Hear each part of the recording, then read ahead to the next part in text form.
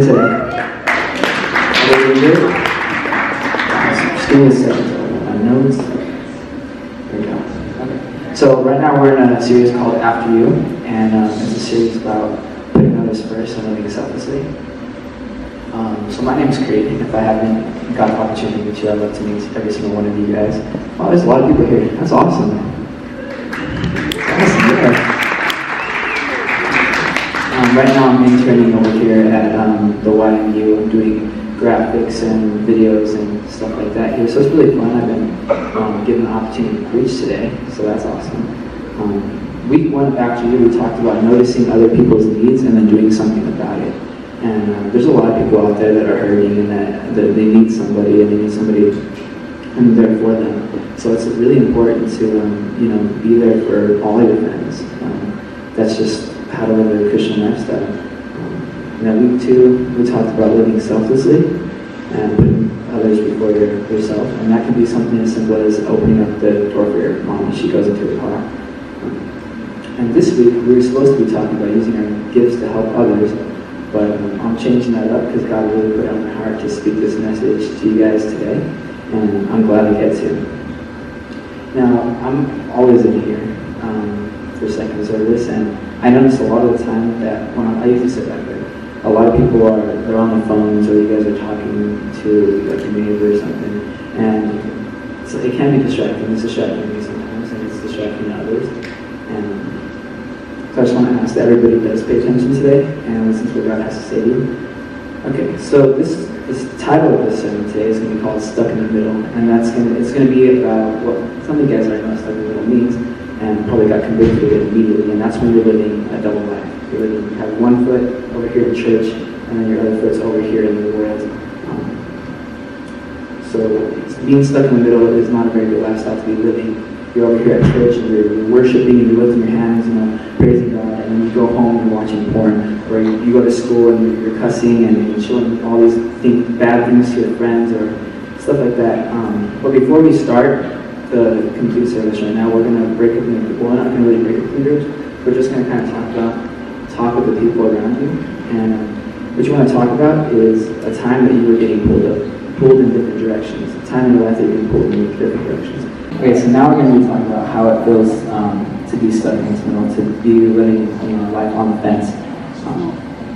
And if you really want the relationship with God, God's holding one of your hands and He's pulling you this way, and the world's pulling you this way because you want the worldly things, but you also want God. You want God to bless you.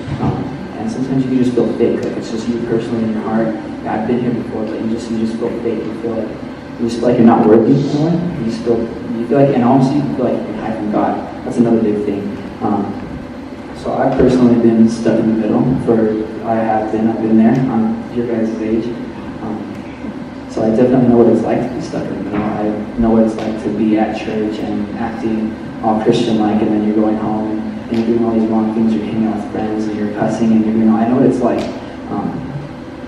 So I've been stuck in the middle. But one thing that I want to tell you guys is you can't hide from God. I know that a lot of us, we try to hide from God. We can hide from our parents. We can hide from our siblings. Anybody that we're trying to hide this relationship that we don't have with God, we're trying to hide it from other people. We can't hide from God. Sometimes, if you're going home and you're about to watch porn or something, you look to your left, you look to your right, and there's no parents, nobody's around. But you never think about looking up, and that's what's really important, because God's always watching you. And you should, I don't know why a lot of us, and I've been there before, where it's almost we don't care that God's watching us. We don't care that God's seeing us. But truly, that's the most important thing, because God, if you're not following what God says to do, it determines your eternal future. And hell is real. Hell is a terrible place. It's real. And it might seem like, oh, right now I'm just gonna mess around and do whatever I want now. Right before I die, I'm just gonna get saved and I'll go to heaven. Everything's good. But the truth is, nobody knows when we're gonna die. Nobody knows when we're gonna die. Even if you're on your deathbed and you're trying to repent there, that it is possible. But a lot of the times that's not the case. It's going to come a time in your life where if you don't accept God now, it's going to be too late. And you never want to lose that point. That's not good.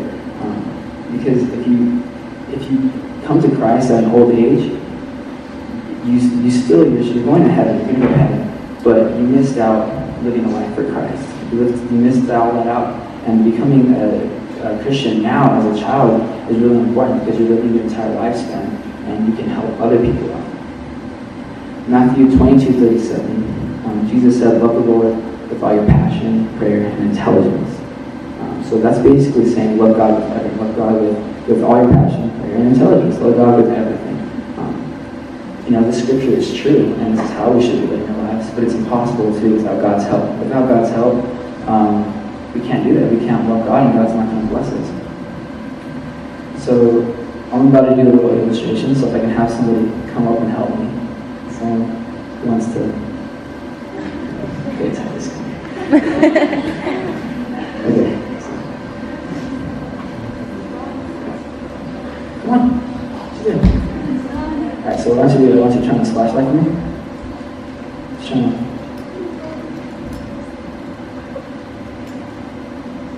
Turn it on. You gotta talk to me, bro. You can't just be, you're just playing. You gotta talk to me. If you want me to help, you gotta talk to me, right? Hey.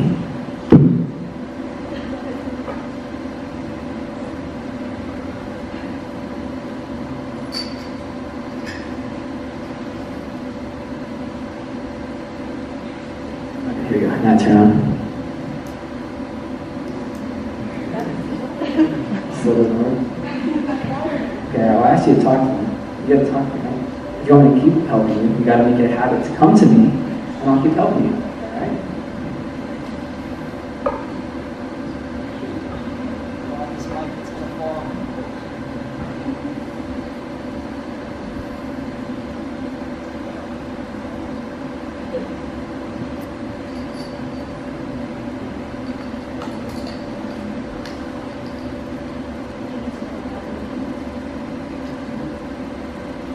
I got you.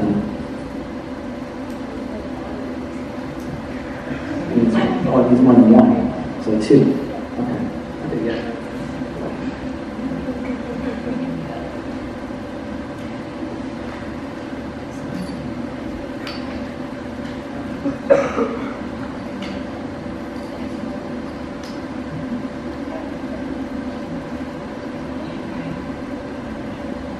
Last service, this didn't work on me. Okay, nice. Boom. Awesome. Okay, you can go take a seat, and I'll explain what I just did.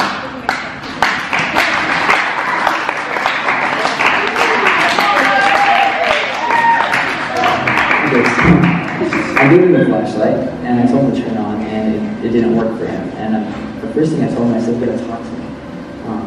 For me to help you, and that's the same with God. If you're not talking to God, if you're not praying consistently, God's not going to help you. He's not going to help you do what you want to do. Titus wants to turn on the flashlight. He couldn't do it because I didn't help him. And second, I told him if he wants me to continue helping him, he's got to make it a habit to come to me. So you got to make it a habit to come over here to church and learn more about God. And third, the two batteries represents two, more than one, and more than one person. So I can't just be the only one. You've got to make more than one friend, more than one person in your life that can help you. So I'm just going to walk through these one more time. So number one was pray. Prayer is a really big thing in the walk of Christ. If you're trying to get out of being stuck in the middle and you're not praying, like I said, you have one foot in church and you have one foot in the world. If you're not praying, if you're not talking with God, God's not going to help you get out of it. Another big thing about prayer is a lot of us, and I've definitely done this before myself, is I still do it sometimes. It's when you're praying and you're asking God for things. You're asking God, hey, God, can you please give me this bike? Or God, give me this girl, I really want her, stuff like that. You're asking God for stuff that you want rather than asking for His will. And if you're not asking for God's will, you're not gonna be blessed. I mean, I'm not saying God's not gonna bless you, but you're not gonna get His blessing. So pray for God's will other than your own. And then number two is making church a habit. If you're not coming to church consistently, if you're not coming to church often and listening to what God has to say to you, you're not going to grow closer to God. And you want your walk in Christ to keep moving forward. And if you stop and you're not making a habit of coming to church, your relationship with God is going to slow down. And three was making relationships with other Christian people. Like me, there's a bunch of leaders around the room. There's a lot of awesome people in this room that would love to be your friend, love to talk to you, love to grow a strong relationship with you. That's important to, I mean, I know a lot of you guys probably have friends at school that aren't Christian-like, and you feel like you can't go to them if you like really need them, or maybe you're having a hard day and you need someone to talk to that has a Christian view on things.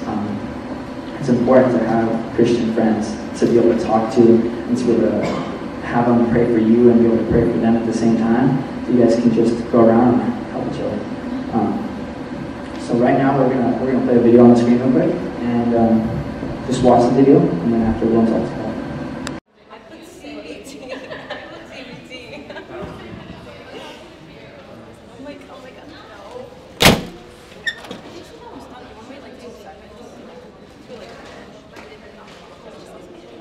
Why does class have to last so long? Come on. I don't think it's that bad. Whatever. Are you still going to the party at Michael's tonight? Do you even know me? Of course I'm gonna be there. Come on. It's just in the apartment, okay? Oh. Snap, I forgot my keys. Just wait here. 1 minute, okay? 1 minute. Yeah.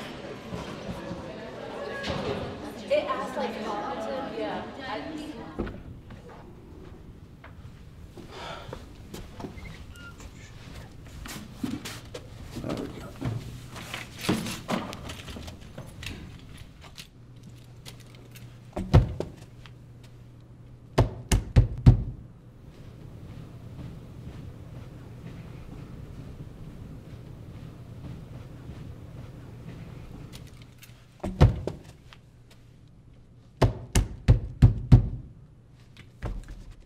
Come on.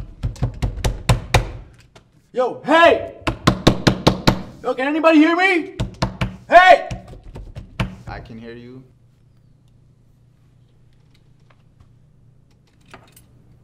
Were you there the whole time? Sure.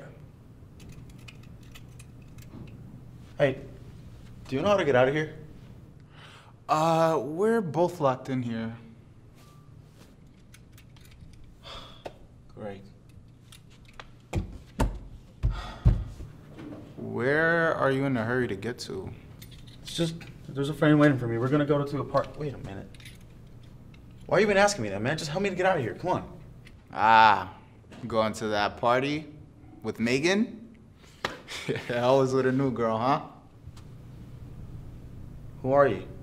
The name's Gabe, but the better question is, who are you? I'm John. Well, John, who knows how long we're gonna be here? Tell me about yourself. What makes you you?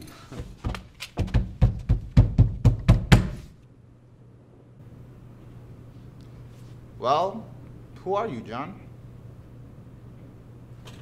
I'm a sophomore, okay? At community college. What makes you you? I don't know, man. I'm a good person. Is that a question? Okay, you know what, man? That's enough. That's enough. Are you gonna help me or not? No one's good except God alone. Okay. I'm a good Christian. Yeah? What is a Christian? Would Julie and Rebecca call you a Christian? I have gone to church. I have helped some homeless people. You call yourself a Christian and you don't even know what one is? Who are you to say what I am? Have you ever read the Bible? Yeah, we read it every Sunday. No. Have you ever read the Bible yourself? No, not really. If you don't read your Bible, then what do you use to define a Christian? What do you want to do in life? I want what everyone else wants, man. You know, I want to graduate college. I want to get a good job, get a house, get a car, get a girl. Just want to go to parties and enjoy life. And that'll make you happy?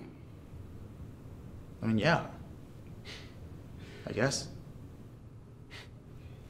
You just called yourself a Christian 2 seconds ago, and not once did you mention God in any of that.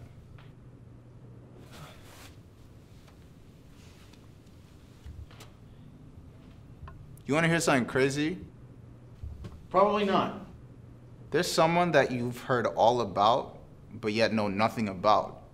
Their love for you is way beyond your understanding. I'm gonna take a wild guess and say Jesus. Okay, so what do you mean I don't know anything about him? Because that's all they talk about in church on Sundays, and I go every Sunday.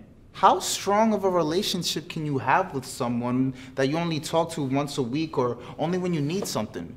That's a weak relationship. Sounds to me like you know about Jesus, but you don't know Jesus. Okay, that's enough. Okay? Okay, why are you saying all these things, man? Just help me get out of here. Can you do that?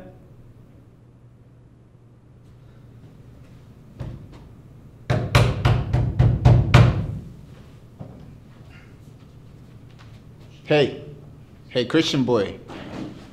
You do know the greatest commandment, don't you?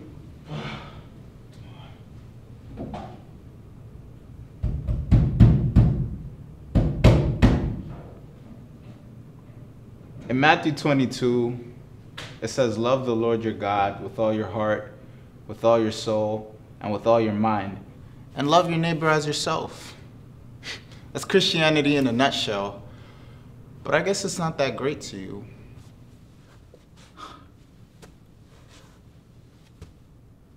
Did I do something to you? Or anything? Not to me. Okay, listen. I have gone to church every Sunday. My parents are Christian, and I pray before every meal. Why do you care about what kind of Christian I am? Is Christianity just a title, or is it a lifestyle? It seems to me that all that you believe to be a Christian, all you have to do is go to church and do a few things here and there. No, there's so much that you don't know. What? What don't I know? If you're such an expert, then tell me. Sure, all your friends and family will tell you that you're a Christian, but according to the Bible, your life just doesn't add up. Bro, how can you say that, okay? How do you know, okay? What do you mean? Again, it's just based off the Bible. You could go to that party. You can go to as many parties as you want, but by the end, you know you still feel empty inside.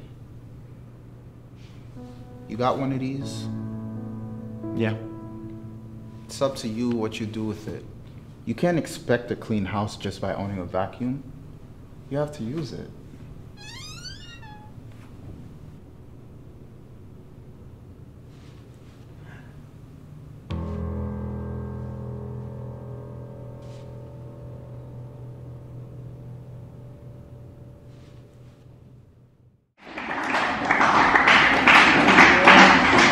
So maybe you're like that guy in the video. Maybe you're, you call yourself a Christian, but you're not really living that lifestyle. Like that guy, he said, oh, you read the Bible every Sunday, but that's just his group. He didn't read the Bible himself.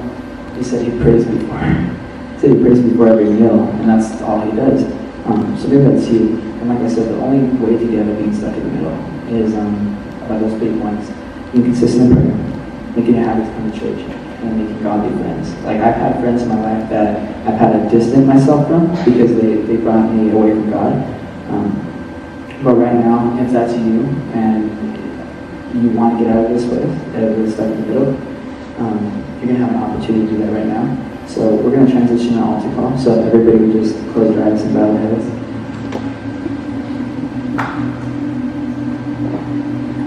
So maybe that's you. Maybe you are stuck in the middle. Maybe you need to hear this message today. You want to get out of it. You don't want to stay here anymore. You don't want to be stuck in the middle. You want to be living your life on the fence. Sometimes you got to get rid of those friends, like I said. But if you want to get out of this place and you want God to come in your life, I'm going to have you lift your hand. I'm going to count 3. 1, 2, 3.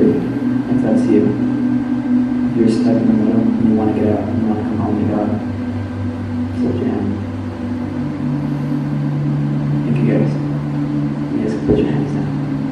If everybody would just keep their heads bowed and their eyes closed.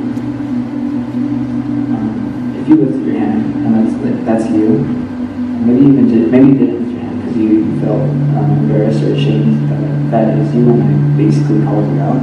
I want you to be do this right now. If you raise your hand, I want you to repeat this prayer after me, and everybody else in this room, I want you to repeat it along with them. So whatever you could say, Jesus, I want you. I need you in my life. I don't want to be living this life stuck in the middle.